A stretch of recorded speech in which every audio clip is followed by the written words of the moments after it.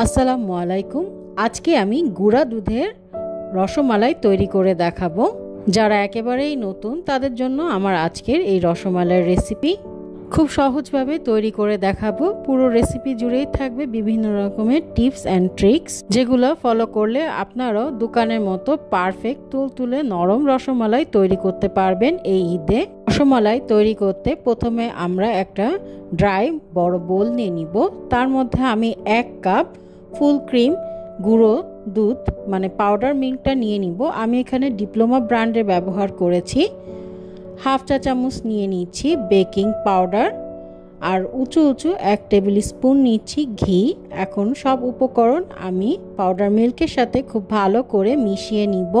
সব উপকরণ কিন্তু পাউডার মিল্কের সাথে খুব ভালো করে ঘষে ঘষে মিশিয়ে নিতে হবে। মেশানো হয়ে গেলে এ পর্যায়ে আমি রুম টেম্পারেচারে একটা ডিমকে খুব ভালো করে ফেটে নিয়েছি।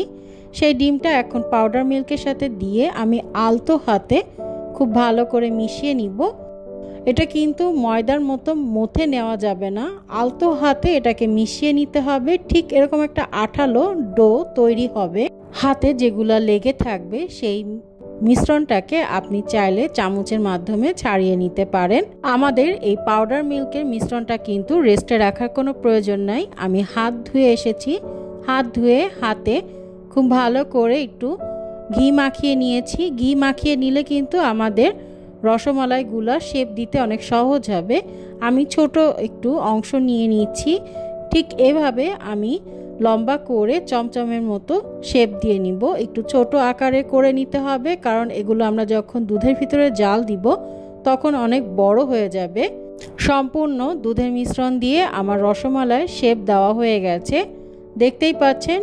এগুলা এখন আমি একটা সাইডে রেখে দুধের প্রিপারেশনটা তৈরি করে নিব।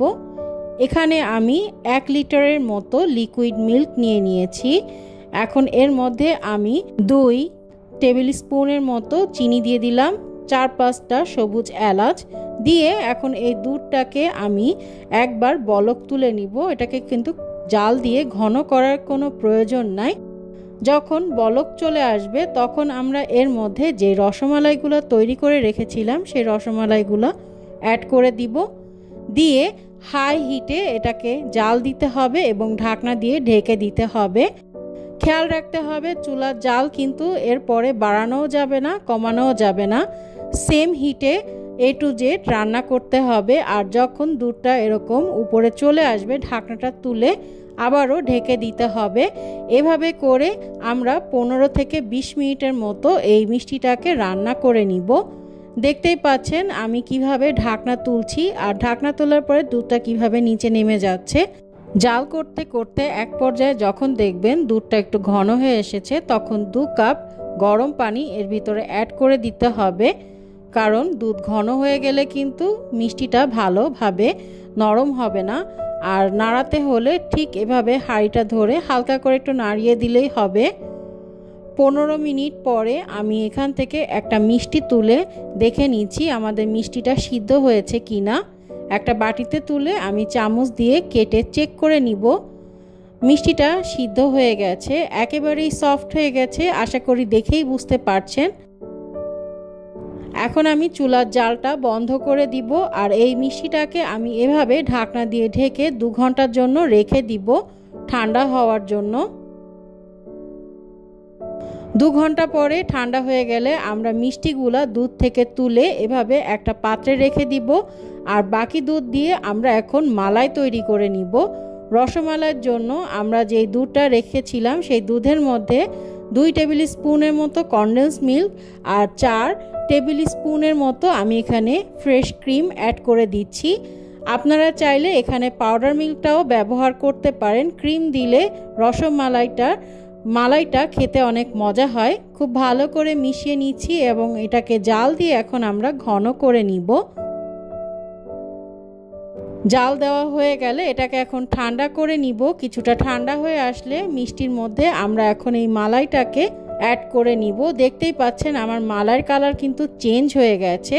এখন রসমালাইয়ের মধ্যে দিয়ে আমি এরপরে কয়েকটা বাদাম কুচি অ্যাড করে দিব, এটা অপশনাল। বাদাম কুচি অ্যাড করা হয়ে গেলে এখন আমরা এটাকে ফ্রিজে রেখে 2 থেকে 3 ঘন্টার জন্য ঠান্ডা করে নিব। খেয়াল রাখতে হবে মিষ্টিগুলো যখন দুধ থেকে তুলবেন তখন যেন মিষ্টিগুলো পুরোপুরি ঠান্ডা হয়ে যায়। আর মালাইটাকে কিন্তু অবশ্যই ঘন করে তৈরি করবেন, কারণ মালাইটা ঘন না হলে কিন্তু রসমালাইটা একেবারেই খেতে ভালো লাগবে না। আমি এখন একটা মিষ্টি আপনাদেরকে আবার কেটে দেখাচ্ছি। এই মিষ্টিটা কিন্তু দেখলে বোঝাই যাচ্ছে না এটা গুঁড়া দুধ নাকি ছানার মিষ্টি। খেয়াল রাখতে হবে যখন মালাই তৈরি করে মিষ্টির মধ্যে অ্যাড করবেন তখন মালাইটাকে ঠান্ডা করে নেবেন, না হয় গরম মালাই অ্যাড করলে কিন্তু মিষ্টিটা গলে যাওয়ার সম্ভাবনা থাকে। আর মিষ্টির মধ্যে মালাই অ্যাড করার পরে একটু ঝাঁকিয়ে বা দুলিয়ে মালাই আর মিষ্টিটাকে মিশিয়ে নেবেন, কোনো রকম স্পুন ব্যবহার করবেন না। আশা করি এভাবে তৈরি করলে হুবহু দোকানের রসমালাইয়ের মতো টেস্ট পাবেন।